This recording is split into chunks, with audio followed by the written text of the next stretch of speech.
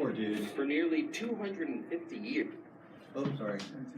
scientists were content to look the other way when confronted with this mystery. So 250 years, this went on, everybody was cool with In it. the early 1900s, an unknown clerk working in the Swiss Patent Office would change all that. While reviewing patent applications, Albert Einstein was also pondering the behavior of light.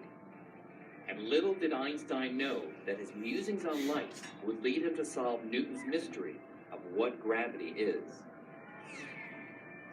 At the age of 26, Einstein made a startling discovery: that the velocity of light is a kind of cosmic speed limit, a speed that nothing in the universe can exceed.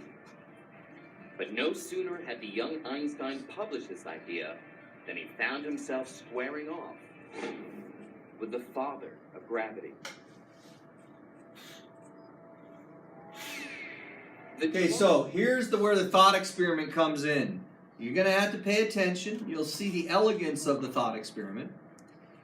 So you might first think, what does light have to do with gravity?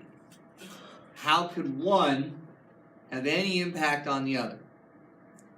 Well, I'm not going to get into the whole proving thing of Einstein's theory about the cosmic speed limit of light, but essentially the idea is, if you need something to go at a greater velocity, you have to add more energy to it, and actually its mass becomes infinitesimally large in essence, and the energy cannot get it to go any faster than the speed of light. That's sort of a real condensed version of why there's this upper speed limit. All right? So let's look at his thought experiment, and it's really the idea that simple and nothing elegant. can go faster than the speed of light flew in the face of Newton's picture of gravity. To understand this conflict, we have to run a few experiments. And to begin with, let's create a cosmic catastrophe. Imagine that all of a sudden, and without any warning, the sun vaporizes and completely disappears. Boom. Now, let's replay that catastrophe and see what effect it would have on the planets according to Newton. Newton's theory predicts that with the destruction of the sun, the planets would immediately fly out of their orbits, careening off into space. Notice they move off in their tangential paths. In other words, Newton thought that gravity was a force that acts instantaneously across any distance, and so we would immediately feel the effect of the sun's destruction. But Einstein saw a big problem with Newton's theory.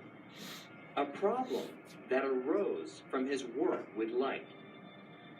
Einstein knew light doesn't travel instantaneously. In fact, it takes 8 minutes for the sun's rays to travel the 93 million miles to the Earth. And since he had shown that nothing, not even gravity, can travel faster than light, how could the Earth be released from orbit before the darkness resulting from the sun's disappearance reached our eyes? Okay, so you get what he's saying here? It takes about 8 minutes for the light on the sun for us to actually see it.